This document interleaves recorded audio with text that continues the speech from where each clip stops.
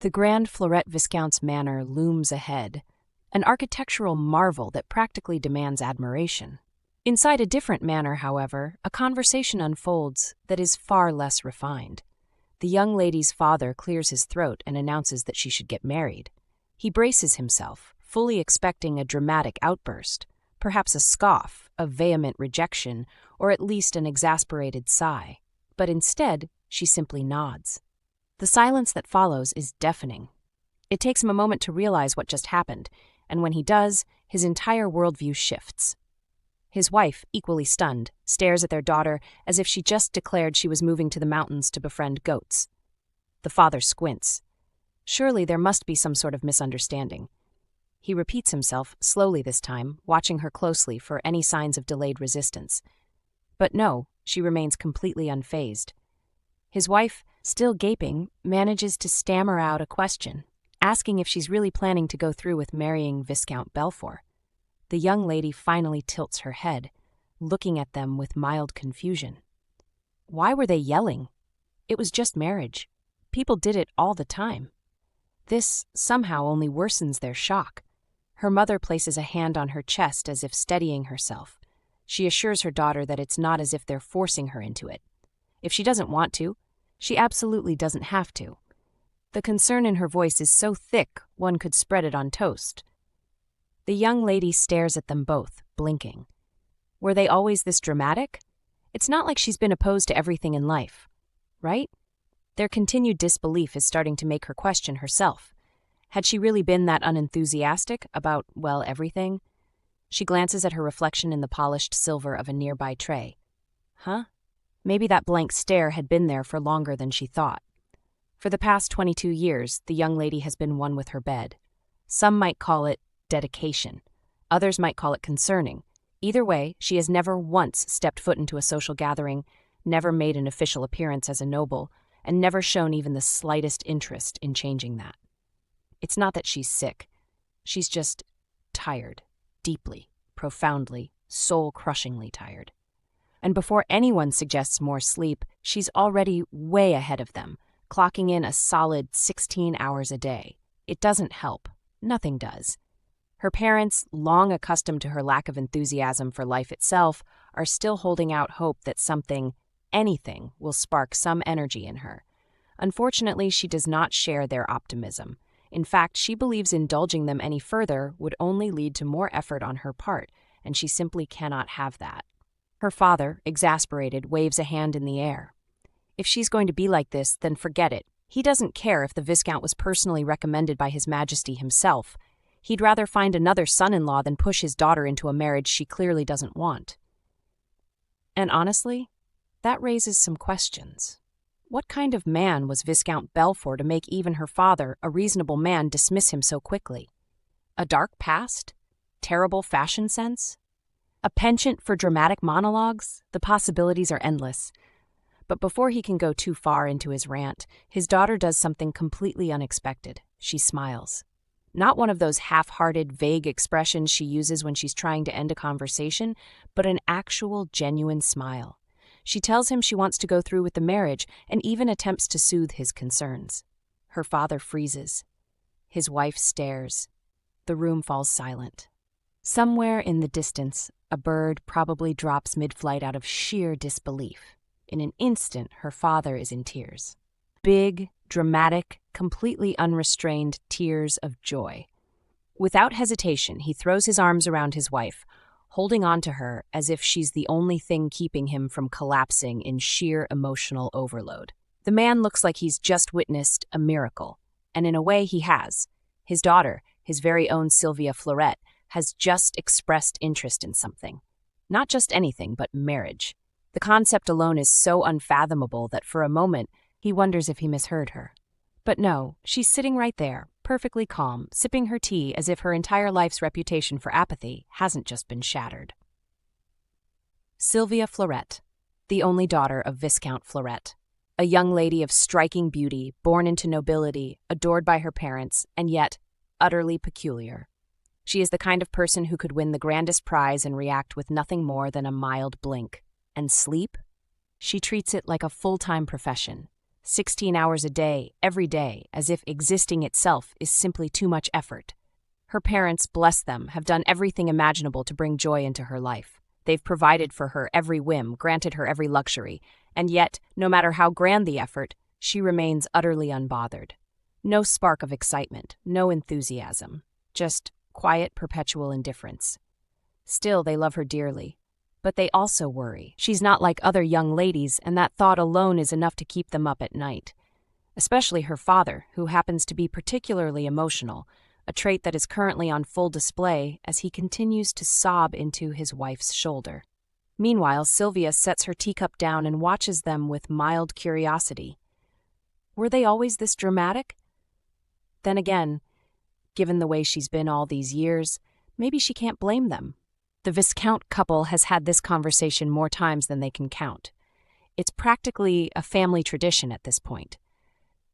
Her father, ever the worrier, has spent years losing sleep over his daughter's future.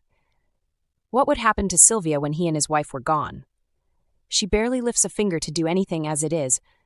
What if she just lay in bed forever, completely helpless? The mere thought haunts him. At one point, his wife tried to be the voice of reason, urging him to stop speaking such bleak words about their daughter. But he stood firm. It wasn't negativity, it was reality. They wouldn't be here forever, and someone needed to look after Sylvia when that time came. Hearing those words left his wife deeply saddened, but before the weight of despair could fully settle, inspiration struck them both at the exact same moment. There was only one solution. A husband. A reliable, capable groom who could take care of Sylvia when they no longer could. Thus began their lifelong mission. They scoured the noble circles, examined every potential suitor, and turned this into their grandest project. Years passed. Countless candidates were considered, assessed, and promptly discarded. No one felt quite right. The search that had started with hope gradually turned to frustration, and eventually they all but gave up. And then, just when they were at their most hopeless, help arrived. Not just any help, but royal help. His Majesty himself arranged a marriage between Sylvia and Viscount Belfour. And then the craziest thing happened. Sylvia accepted. Just like that. Her parents are still reeling. Her parents are overjoyed, overwhelmed, practically bursting at the seams with happiness. They hug, they celebrate, they gush about their dreams finally coming true. Meanwhile, Sylvia sits there, staring into the void, still quietly sipping her tea. What's on her mind? Oh, nothing much. Just the fact that Viscount Belfour's territory is known for its frequent monster attacks. At least that's what she's heard. It's an interesting turn of events, really. In all her 22 years, finding an opportunity to die has proven to be surprisingly difficult. But now? Maybe. Just maybe, fate is finally giving her a chance. Yes, she knows it's strange. Most people would cling to life. Meanwhile, she spent her entire existence feeling like she was born into a void of exhaustion, raised in a fog of emptiness, and now she's just done with all of it. And yet, even as these thoughts drift through her mind, her parents remain blissfully unaware. Still lost in their excitement, they declare their greatest wish for their beloved daughter to be happy. That's all they've ever wanted. Sylvia watches them for a moment, then a weak smile appears on her lips. With a soft, almost resigned tone, she assures them that she will be happy, because at this point it's clear, hoping for death isn't an option. So where is this going to lead? That she has no idea, but she's about to find out. At Viscount Belfour's residence, the wedding bells ring loud and clear. The entire estate is buzzing with energy, filled with music, laughter, and an overwhelming sense of celebration. Songs echo through the halls, joyful, heartfelt melodies composed on the spot to express just how thrilled everyone is that their dear Viscount is finally getting married. And it is really starting to piss him off. Randall Belfour, Viscount of the Empire and second in line for the royal succession, stands in the midst of it all, his patience wearing dangerously thin. He has heard enough. With a sharp command, he orders them to stop the singing immediately.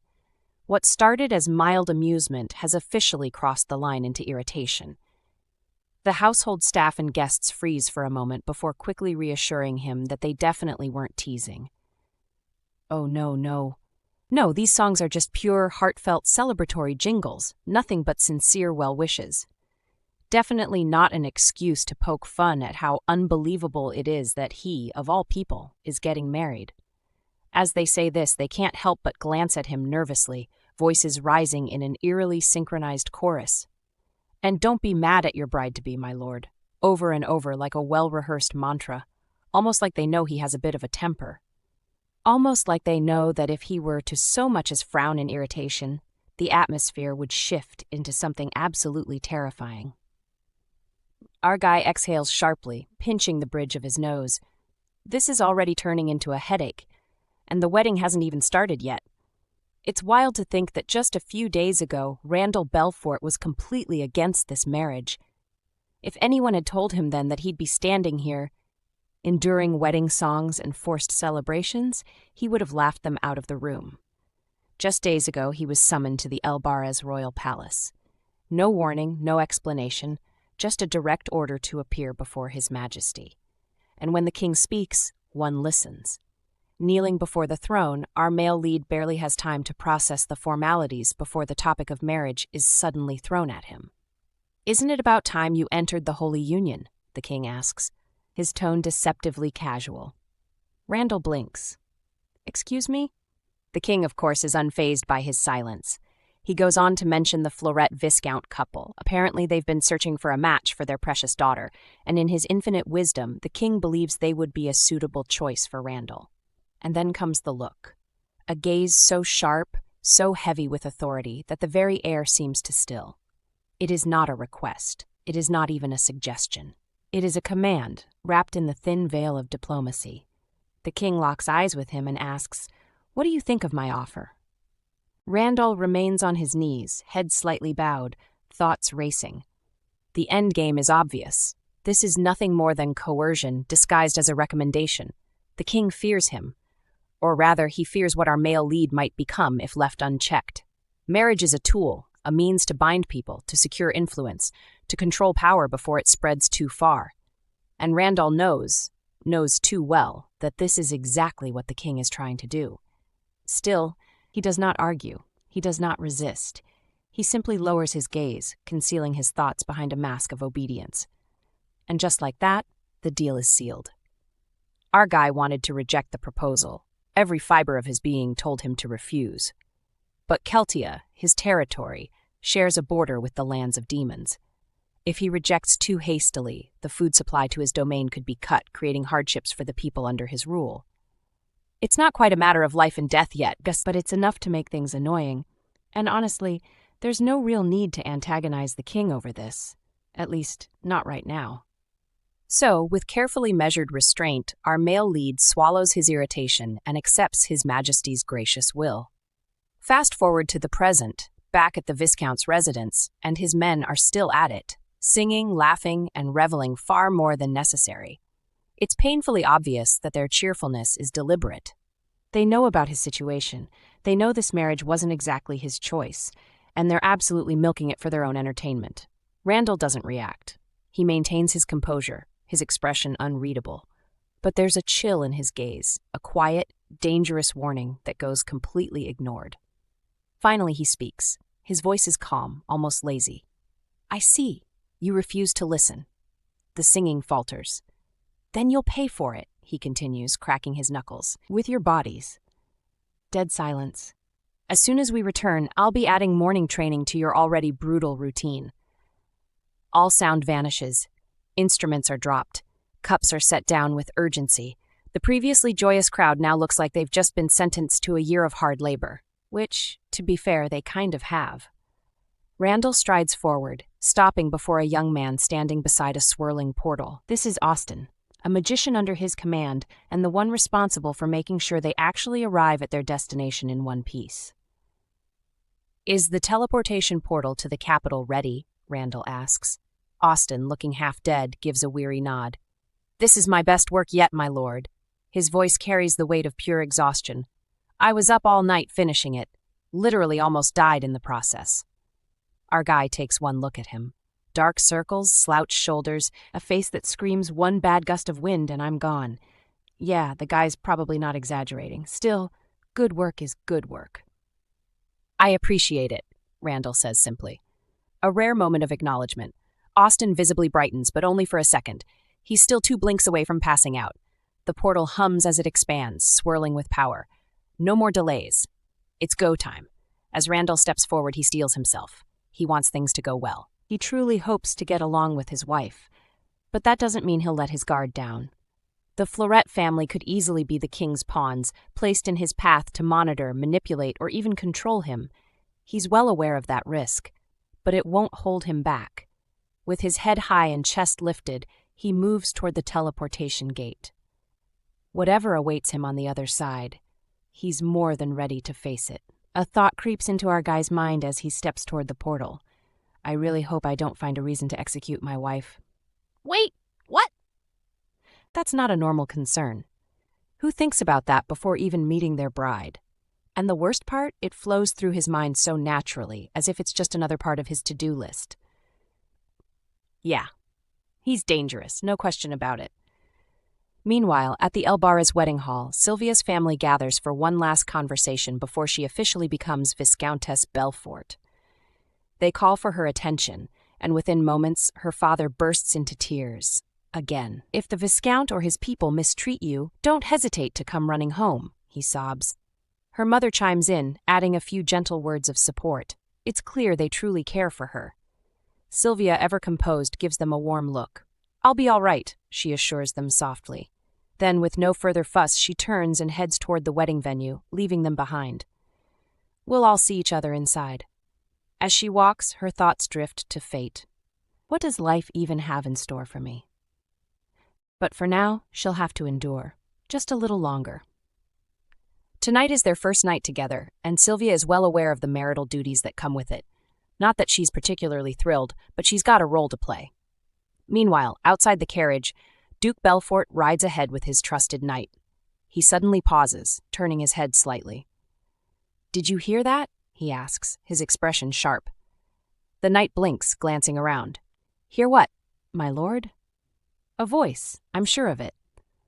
The knight listens carefully, but the only sounds around them are the rustling leaves and the distant hoots of an owl.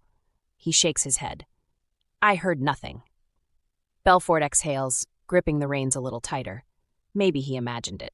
He has been on edge lately.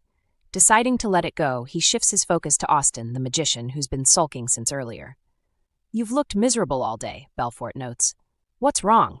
Austin lets out a dramatic sigh. I just feel like I let you down. That teleportation portal was so outdated. Nothing but useless flashy magic. I should have done better. Belfort raises an eyebrow. It worked, didn't it? Well, yeah. Then quit sulking, unless you'd rather make another one? Austin immediately shakes his head. I'm good. His magic reserves are already running on empty. Besides, it's not like the Duke would pay extra for a second portal, now. No way he's working overtime for free. Belfort smirks, amused. You're an outstanding wizard, Austin. Don't overthink it. Austin stares at him, confused. Praise? From the Duke? He wasn't sure if he should be flattered or suspicious. Either way, he wasn't conjuring up another portal anytime soon. Austin scoffs. Extra service? Without extra pay? Not a chance. The Duke gives him a look, slightly taken aback by how shamelessly this wizard prioritizes his wallet. Well, that's a discussion for another day. For now, Belfort takes in the surroundings. These woods, they feel familiar. He's sure he used to come here often when he was younger. It's not too bad that their path led them this way. He and Austin continue their conversation as they ride forward, their voices steady, until something shifts. It's subtle at first, but unmistakable. The air grows heavy, tense. Belfort's grip on the reins tightens, his senses sharpen. Something isn't right. Inside the carriage, Sylvia's eyes widen in shock. She feels it too. A presence. One that sends a chill down her spine. Something is coming. Wasting no time, Belfort snaps into action. Austin. Put up a barrier around the forest. Now. Austin doesn't hesitate. He raises his hand, muttering an incantation under his breath. A shimmering force field spreads across the trees. The barrier is in place, but Belfort knows that whatever's lurking in the darkness won't be stopped so easily. Riding up to the carriage window, he leans in. His voice is low but firm. Keep the windows shut. Don't make a sound. Sylvia meets his gaze, her expression unreadable, but she doesn't argue. She simply nods and pulls the curtains closed. Outside, the forest seems to be holding its breath. Something is watching. Belfort and his knights charge straight into the heart of the dark aura, their resolve unshaken. Fear? Not in their vocabulary. They don't wait for danger to find them. They meet it head-on. The oppressive energy thickens as they advance. It has a source. No, multiple sources. Then, without warning, they strike. A swarm of creatures descends upon them, their shrieks tearing through the night. Otherworldly beasts with razor-sharp wings and glowing red eyes. Pirabats. Belfort wastes no time. Draw your swords, battle stances. Protect the carriage at all costs. His knights don't hesitate. In a flash, steel is unsheathed and the sounds of battle erupt through the forest. The air is a blur of movement, fangs snapping, swords clashing. The knights swing with everything they've got, but the Pirabats are relentless, fast, vicious, and worst of all, endless. The creatures attack from every angle, left, right, front, back. There's no safe spot, no reprieve. The knights grit their teeth, fighting with all their might. But there's one question gnawing at them. Why now? They've never seen a single Pirabat in these woods before, and yet here they are, on this night of all nights, their commander's wedding night. Coincidence? Not a chance. Duke Belfort is a force of nature on the battlefield. His blade moves like lightning, cutting through the Pirabats with ruthless efficiency. One after another they fall, but he never slows, never hesitates. A particularly large one lunges at him. He twists, his sword slicing clean through its grotesque body. As the corpse hits the ground, he spares it a glance. No time for reflection. More of them come from behind. He senses them before they even get close. Instinct kicks in, and with a swift turn, he's already countering. His movements are precise, deadly, like he was born for this. Yet, in the midst of battle, a thought creeps in. His wife. It's ironic, really. The first time she steps outside in her life, she's greeted not with fresh air and freedom, but with monsters. Talk about bad luck. What if she's terrified right now, shaking in her carriage, clutching onto whatever she can? That wouldn't be unusual. That would be normal. But Sylvia Florette is anything but normal. Inside the carriage, chaos unfolds. The handmaiden sitting with her is trembling, barely holding back a scream. Every screech outside makes her flinch. Sylvia, on the other hand, unbothered. She sits in silence, her gaze empty, her expression unreadable. It's as if the madness outside doesn't exist to her. As if none of this matters. She's been through worse. Much worse. Jeffrey fights like a man possessed, slashing through the Pirabats with everything he's got. But even in the heat of battle, his trained eyes scan the battlefield, taking stock of what's left. 5 more. That's all. His gaze shifts to the Duke. The man is a walking disaster for these monsters. It's almost unfair. Jeffrey watches in awe as Duke Belfort rips through the creatures like they're made of paper. More than half of the monsters, gone, all because of him. That's their leader for you. Something stirs behind Jeffrey, a rustling in the bushes. His senses sharpen. He turns his head, sword at the ready, only to freeze. Children. 2 of them.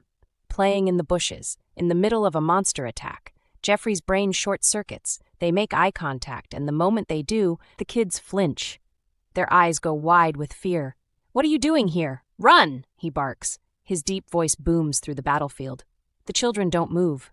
They just stand there, shaking like leaves, tears forming in their eyes. It hits him. They're too scared to move. His stomach drops. He needs to protect them.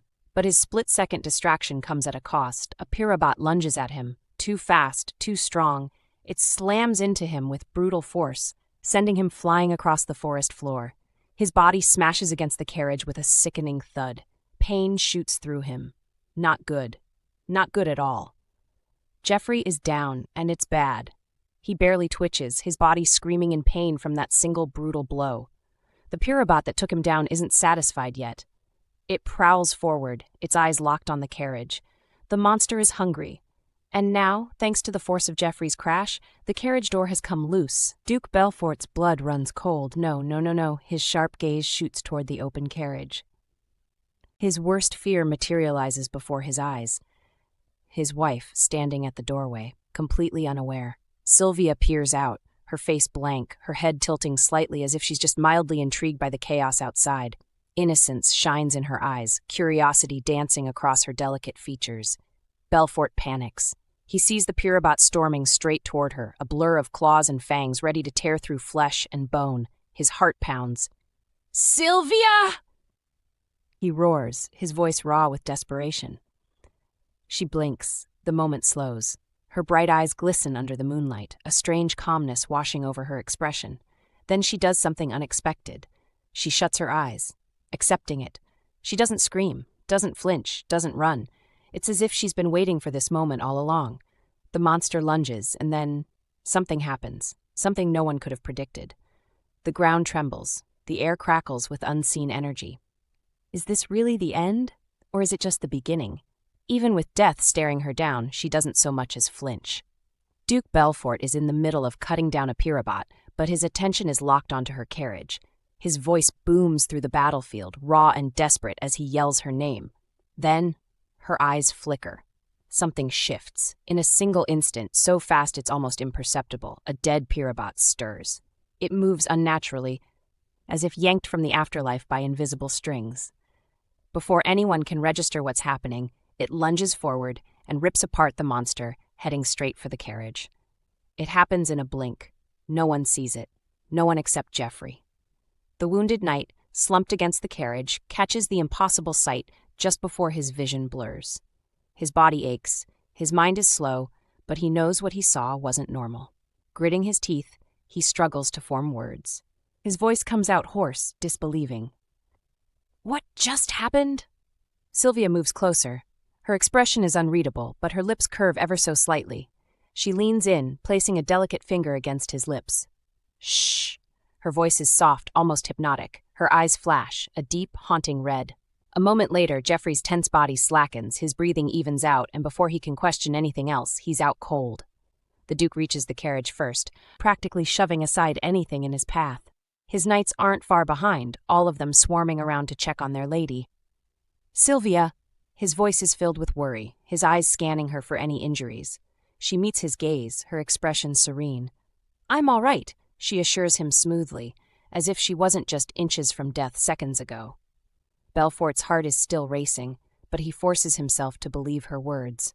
Then, she glances down at the unconscious knight beside her, her gaze lingering.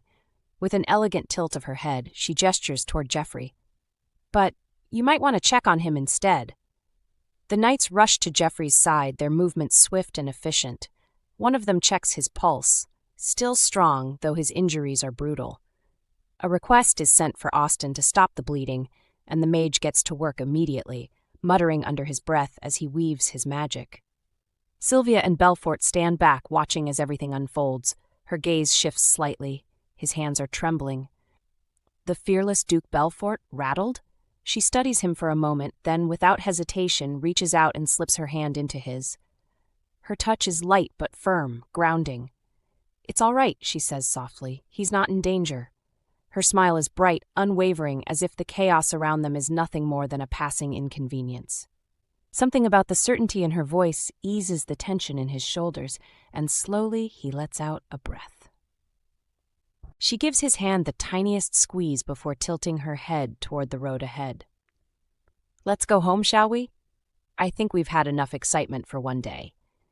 Jeffrey's wounds are finally treated, and with a deep sigh of relief, he realizes he's still breathing. That's a win in his book. His fellow knights surround him, nudging him to properly thank Austin. After all, the mage had already drained himself dry from teleportation magic, yet still managed to patch him up. Jeffrey doesn't argue. In fact, he's beyond grateful. Almost losing your life tends to do that. He turns to Sylvia next, bowing his head slightly. "Sorry you had to see such a mess on your first day here." Sylvia waves off his concern, completely unbothered. "Don't sweat it. I'm just glad you're okay." Jeffrey beams at her kindness before something clicks in his head. Those kids. "Wait, what about the children in the forest? Are they all right?" He's quickly reassured that they were found and safely escorted back to their village, unharmed. Relief washes over him, and Sylvia, too, feels at ease. More importantly, she notes that her magic worked like a charm. Jeffrey remembers nothing about what really happened. No questions, no suspicions. She never meant to use magic so suddenly, but it just happened.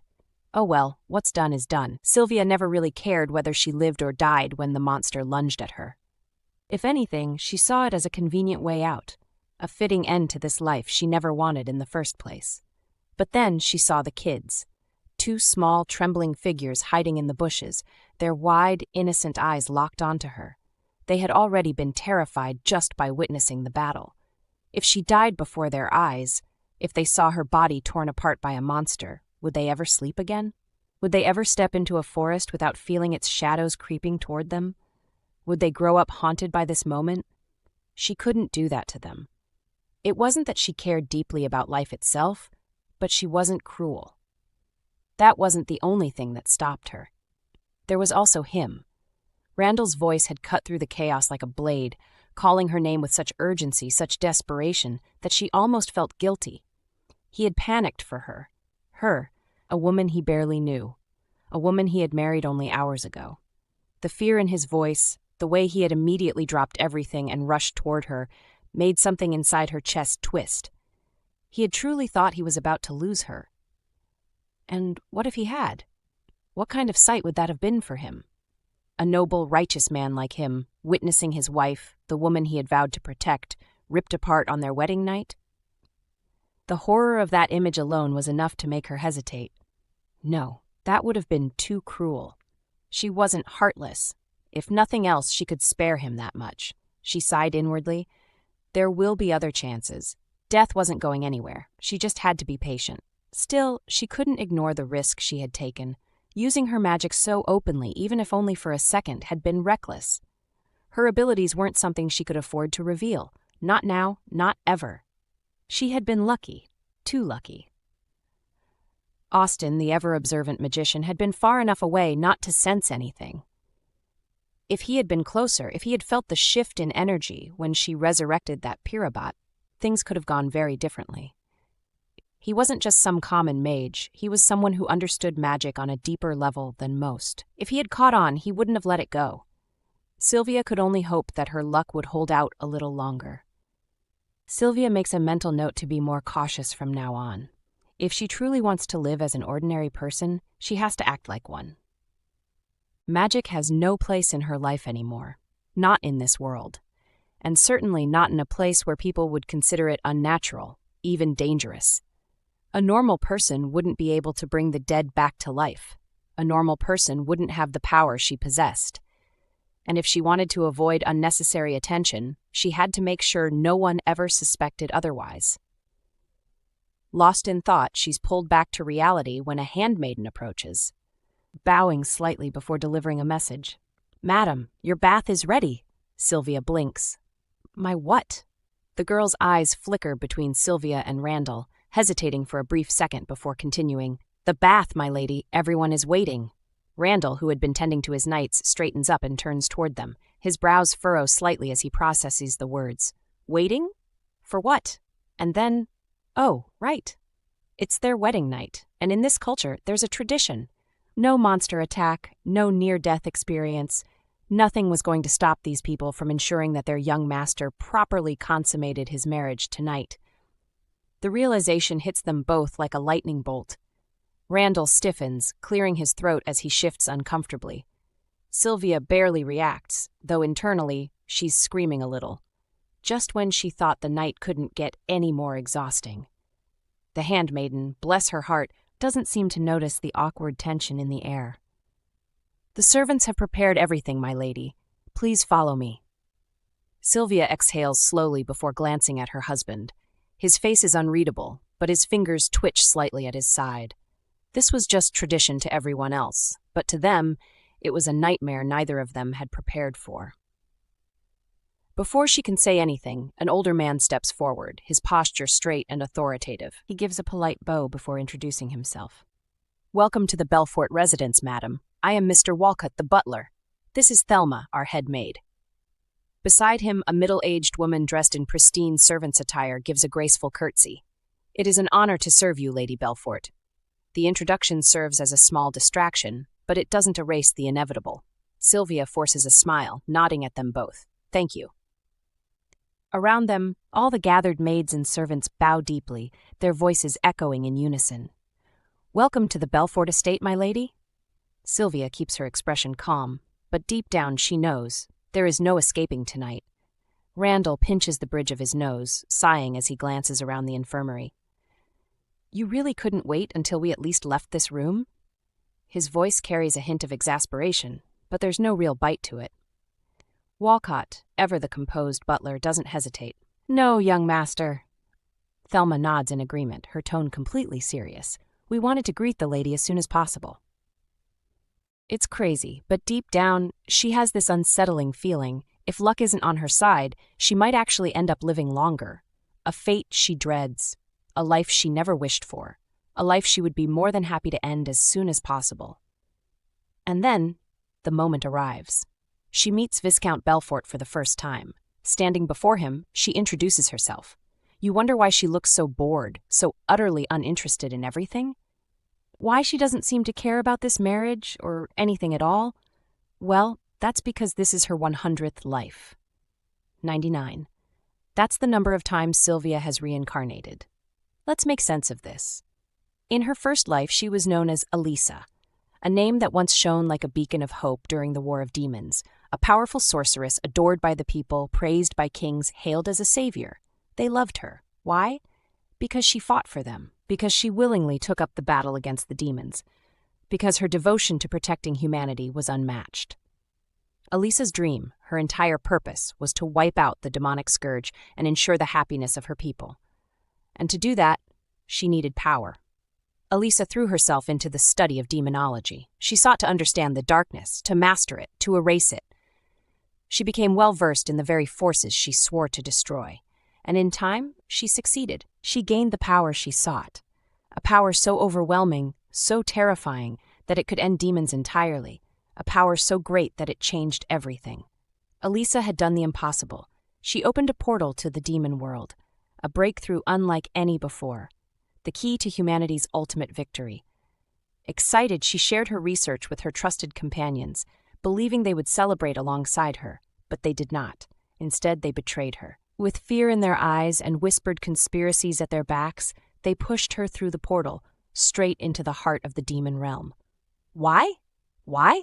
Was it because of her growing strength? Because they feared what she had become? Did they truly believe she was a threat? Elisa didn't know. All she knew was that the very people she had fought for, bled for, sacrificed for, had thrown her away like she was nothing. Stuck in the underworld, she wept. Tears of disbelief. Tears of betrayal. The sting of it was unbearable. Had she done something wrong? Was she the one at fault? Time passed, though how much she couldn't say. Days, months, years. Eventually she stopped crying, and then she started fighting. Alone in the demon realm, surrounded by horrors beyond comprehension, she stood her ground. One battle after another, she cut through the hordes that sought to consume her. And then she reached him, the demon king, Vasis. With a single, decisive stroke, she beheaded him. And with that, she rose to the top of the demon hierarchy. At that moment, Elisa is no longer human. The air around her shifts, thick with an overwhelming, beastly presence. The warmth of humanity that once burned inside her is long gone, replaced by something far more terrifying. Consumed by revenge, she turns her fury toward the human realm. No hesitation, no second thoughts, only destruction. She doesn't hold back, unleashing her rage upon the world that betrayed her. Cities burn, kingdoms crumble, and the so-called heroes who once stood beside her are the first to fall. One by one, she reaps their lives, her wrath knowing no bounds. Her assault is so relentless, so absolute, that humanity teeters on the brink of extinction. The world shakes, the people cower, and for the first time, humans realize, maybe, just maybe, they messed up. Then, just as the end seems inevitable, he appears. Cleon, the hero, armed with nothing but his sword, raw determination, and a brand new power called Aura, he faces the Demon Queen head-on. The battle is brutal. Magic clashes against steel, raw power against unwavering will. But in the end, Cleon's skill proves greater. With one final decisive strike, he takes her down. The once mighty Demon Queen falls. Lying there, fading away, she doesn't beg, doesn't plead, doesn't regret. Instead, with her last breath, she damns all of humanity. And honestly, fair enough. Sylvia wakes up on a vast snowy plain, the open sky stretching endlessly above her. Heavy snow falls around her, biting at her skin, but that's not what has her confused. She remembers dying. She remembers the hero's sword piercing her. She remembers taking her final breath. So why is she sitting here now, very much not dead? Before she can make sense of it, a loud voice booms from above. A blinding light engulfs her, and then judgment. You took countless lives with the forbidden power of darkness. You will pay the price for your sins. And just like that, her nightmare begins. Elisa is condemned to 99 lifetimes, locked in an endless cycle of reincarnation. No escape, no mercy, just life after life after life. She fights it, of course, struggles, resists, tries to break free. But no matter how many times she attempts to end it all, every effort, every single trial fails. With each life, exhaustion sets in deeper. The weight of existence presses harder. By the end of it, she isn't just tired, she's empty. Then, finally, the sentence is over. A new life begins, a fresh start. And what's the first thing she does? She tries to take herself out. Once more, the light shines down on her. The voice from above returns, unwavering and absolute. You can think about it, you can even attempt it again, but if you do, the punishment will start all over. The warning is clear. She is being watched. Every action, every thought, every breath, under the unblinking gaze of the heavens. There is no escape, no loophole, no second chances. Elisa, now Sylvia, understands. So she makes a decision. Fine, she won't fight anymore, won't struggle, won't resist. If she's going to die, it'll be natural causes or nothing at all. And so, she lives. Now here she stands at the threshold of marriage, the moment her path crosses with his, Viscount Belfort. The first time he sees her, something inside him twists. It's strange, unsettling, almost familiar. He's certain he's never met her before, and yet, just looking at her makes his chest feel tight, like something buried deep within him is clawing to the surface. Lost in thought, he barely notices Sylvia turning to him. "Are you ready to step inside?" she asks, voice calm as ever. A beat of silence. Then he nods. "I am." Still, the feeling lingers. Maybe it's nothing. Maybe it's paranoia. Or maybe, just maybe, it's something far worse. The two walk in majestically, hand in hand. As they approach the altar to be joined in holy matrimony, every step down the aisle is measured, every movement precise, but Belfort's mind is elsewhere. His gaze drifts to her frame, too thin. Immediately, a new thought lodges itself in his brain. This won't do. He silently vows to ensure she eats properly from now on. His bride will not go unfed under his watch. Though she doesn't turn to face him, Sylvia feels his laser-focused stare. She doesn't need to look to know he's analyzing her like a battlefield strategy. Whatever helps him sleep at night, she thinks, keeping her focus ahead. As long as they fulfill their marital duties, there should be no issues. At the altar, the priest delivers the welcome address, short and efficient, much to Belfort's relief, and then gets straight to business. The ceremony progresses smoothly, and before long, the priest speaks the final words. "I now pronounce you husband and wife." And then, the final step. The couple shall now seal their union with a kiss. Tension. Belfort goes still. His gaze flickers to Sylvia, then to the guests, then back to Sylvia. A brief thought passes. The age difference, and another. His men will absolutely tease him if he messes this up. He considers his options. Maybe he could pretend to kiss her. That way she wouldn't be uncomfortable, and he wouldn't have to suffer the aftermath of his men's endless jokes. But then, Sylvia shuts her eyes, waiting, trusting. He exhales, slowly lifting the bouquet she holds, shielding their faces from prying eyes. It's almost convincing. From the crowd's view, it looks like they're kissing. Except, their lips don't actually touch. This is fine, he thinks. This works. Then, a soft voice. "Part your lips a little." His breath catches. His brain stalls. What? Before he can react, before he can even process, Sylvia moves, and just like that, she kisses him. It's soft. Unexpected, but undeniably real. For a moment, everything else fades. The murmurs of the crowd, the weight of expectations, even his own carefully built defenses. Their kiss almost looks heavenly. Now it's official. Where does this matrimony lead? Only time will tell. The kiss leaves him breathless. Belfort stands there, momentarily stunned, as Sylvia calmly pulls away, her expression unreadable. Meanwhile, she's already shifting gears. That's enough for now. She has bigger concerns, like the ever-watchful presence of God looming over her. Taking her life isn't an option anymore, not when she knows she's being observed 24/7 like some kind of divine reality show contestant. She must be careful. Above all else, she must convince everyone, including heaven itself, that she and her husband are the picture of marital bliss. If putting on a good act spares her from another round of reincarnation, she'll do it. no matter what it takes. Belfort, on the other hand, still hasn't recovered. His mind replays the moment over and over. That was not how he expected things to go. But before he can dwell on it too much, the music starts. The next phase of the wedding begins. Now they're on the dance floor. Eyes are everywhere. Two ladies in the crowd whisper to each other, utterly taken aback by the bride's beauty. "Is she really human?" one murmurs, practically in disbelief. "She's stunning," the other agrees, like a spirit of seduction in the flesh. And just like that, all the rumors, the whispers about Sylvia Florette being strange, about her being odd just because she never made public appearances, instantly lose their power. No one who sees her now would dare speak ill of her. And of course, the groom isn't left out either.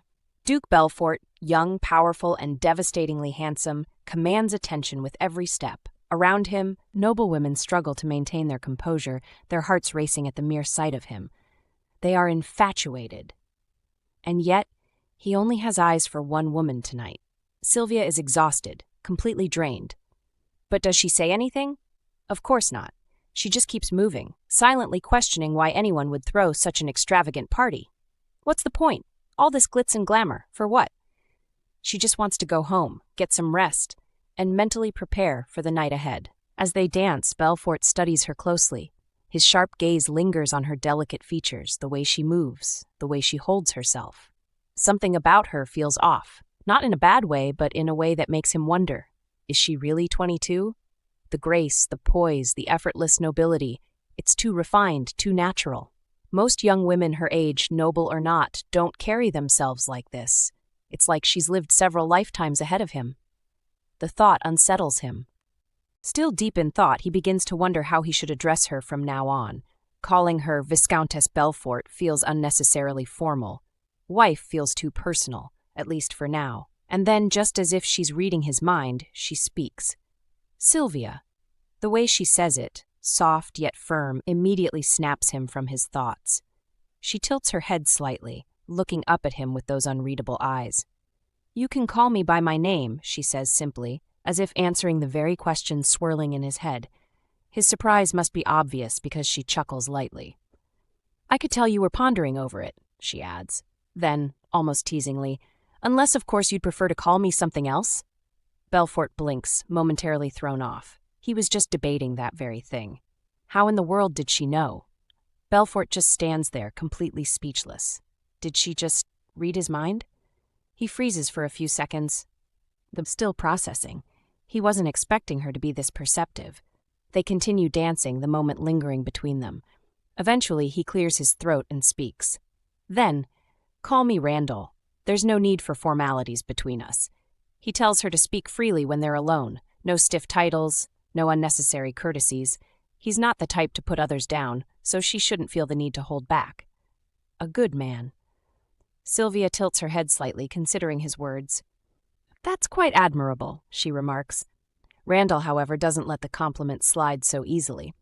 "You shouldn't jump to conclusions about me just yet," he says. There's a hint of something in his voice. Amusement? Or maybe a warning? Before she can respond, a voice calls out from the side. "Lady Sylvia." A maidservant approaches, requesting a moment of her time. Sylvia politely excuses herself, stepping away to see what the maid needs. Randall watches her go, then, seeing an opportunity, turns and makes his way toward her parents. Randall approaches Sylvia's parents, offering a polite nod before speaking. He informs them that Sylvia had to step out momentarily, but took this chance to introduce himself once again. He makes it clear. His goal is to do right by their daughter. He wants their support in this journey. Any areas where he falls short, he's open to correction.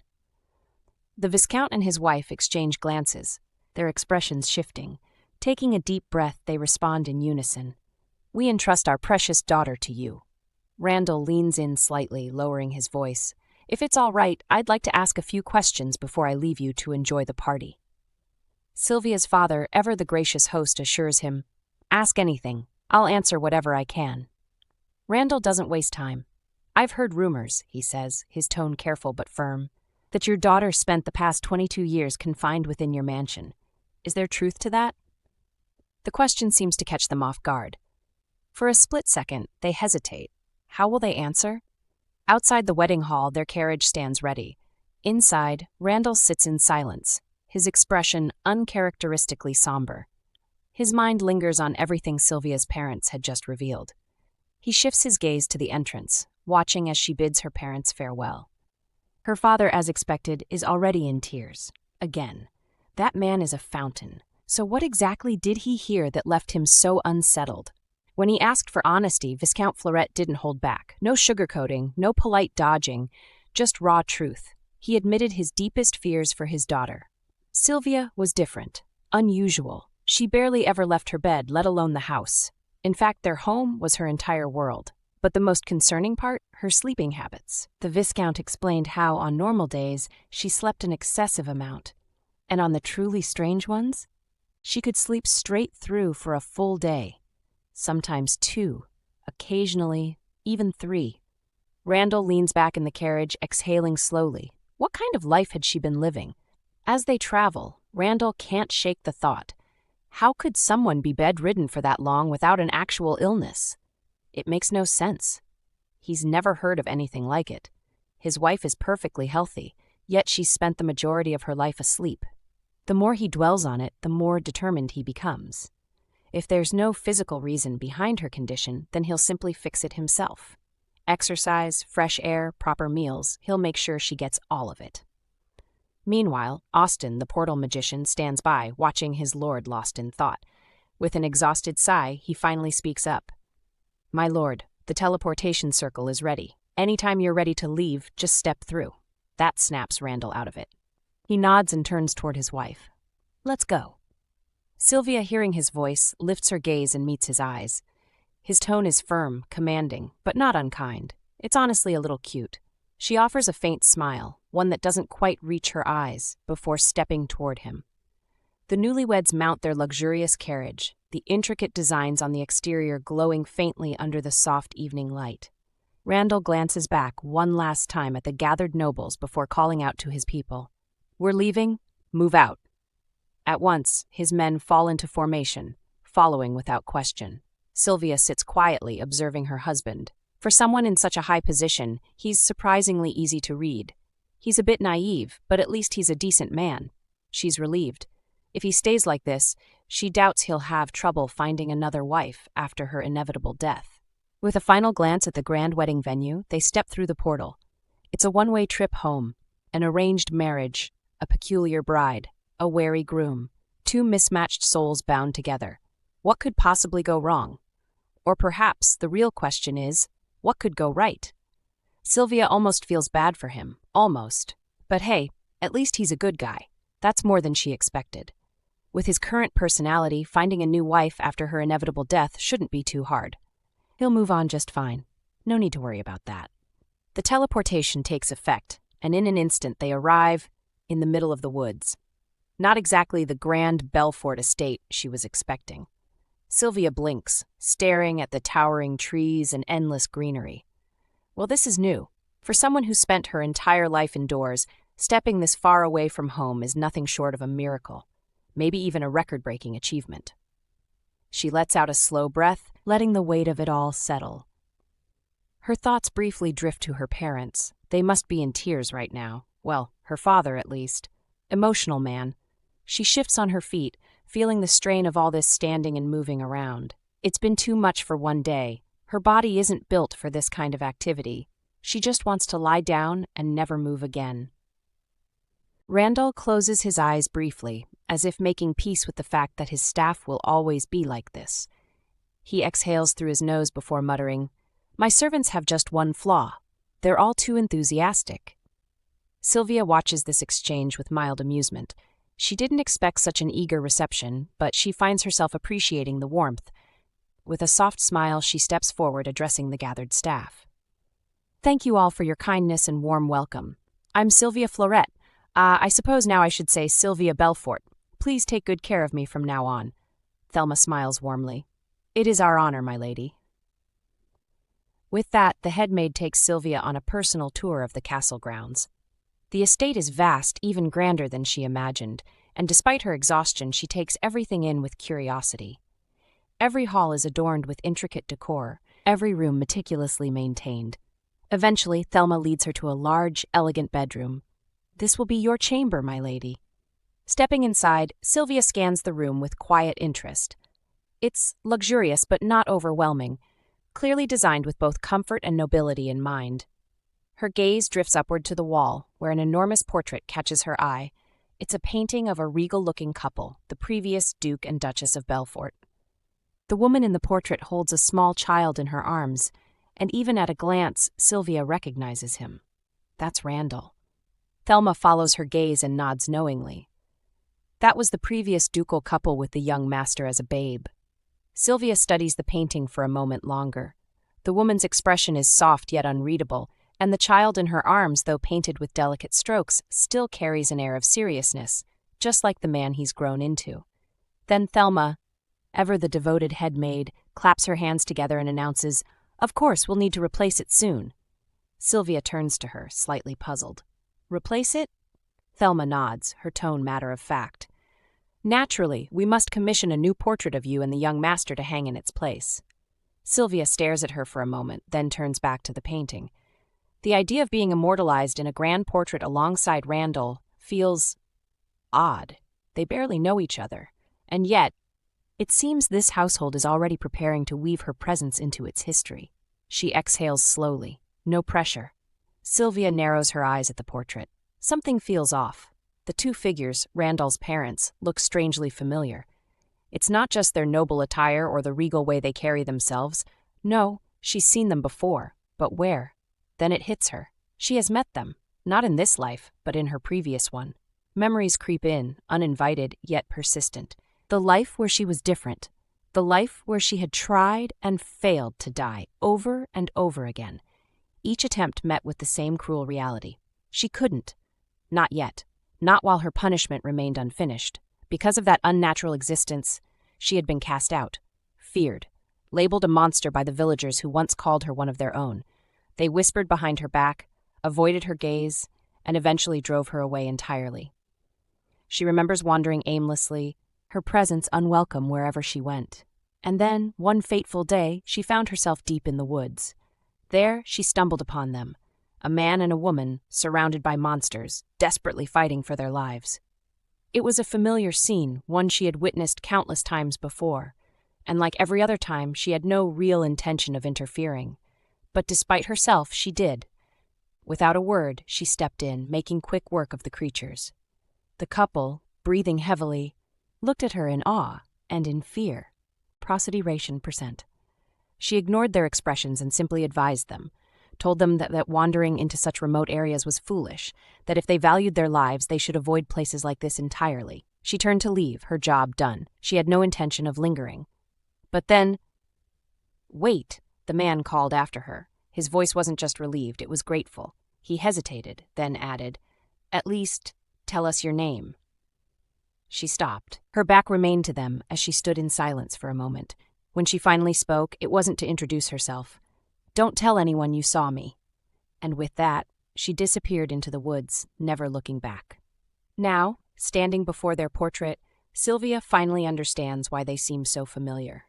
Randall's parents, they never knew who she was, but she remembers them. Back then, she hadn't thought much of the couple she saved. Despite their tattered clothes and the way they were barely holding themselves together, they had carried themselves with a strange sort of elegance. Nobles, huh? She never would have guessed. And yet, here she is, staring at a grand portrait of them in one of the most powerful noble houses in the kingdom. Thelma notices how intensely Sylvia is focusing on the painting, tilting her head slightly. It's as if the new Duchess is lost in thought, completely absorbed by the image before her.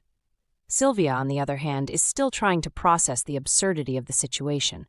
Her husband, the man she was just forced to marry, is the child of the couple she once saved. The irony is almost comical. Divine fate, or some kind of elaborate cosmic joke. Either way, she's starting to think the world has a strange sense of humor. Outside, the night sky is breathtaking. The Belfort estate glows under the soft shimmer of countless stars. A peaceful night, despite the chaos of earlier. Somewhere within the grand halls of the castle, Sylvia is currently being bathed. The water is warm, and the scent filling the air is something exquisite. One of the maidservants cheerfully informs her that they prepared a special fragrance oil in honor of her arrival, a blend of rare flowers and herbs meant to both soothe the nerves and enhance beauty. Sylvia takes a slow breath, letting the aroma sink in before nodding in approval. "It's nice," she comments simply. "That's all it takes." The maids practically light up. They exchange excited glances, their hearts skipping a beat at the unexpected compliment. The new Duchess is praising them, their hard work recognized. Oh, this is the best day of their lives! Showering her with their own words of admiration, they practically drown her in praises, one after the other. Sylvia just stares at them, a bit taken aback. Did she break them? What's on her mind, you ask? Their first night together, Duke Belfort, her husband, and her. Sylvia isn't exactly nervous, but she's definitely thinking about it. If she's going to do this, she'd rather do it properly, and as quickly as possible. Efficiency is key. In and out, done and dusted, on to the next thing. Still, she can't help but wonder, what kind of man is he in the bedroom? A considerate type? A clumsy fool? Heaven forbid, a pervert? If he tries anything weird, she'll knock him out without hesitation. She's not about to entertain any strange fantasies, thank you very much. Her thought process is, admittedly, a little wild. Regardless, she has a plan. 1 hour tops. Then she's rolling over and going straight to sleep. Her preparation is impeccable. Her hair has been meticulously groomed, shining under the candlelight. Thelma had chosen the finest silk pajamas for her, soft and luxurious against her skin. And of course, she has her ravishing natural beauty to top it all off. Meanwhile, in the bedroom, Duke Belfort sits in silence, waiting. He has no idea what's going through his new wife's head right now. And really, it's probably for the best. What will the night unfold into? Well, we'll just have to wait and see. If you're eager for the next chapter, please drop a comment for part 2. Please ensure you don't forget to subscribe, like, and share.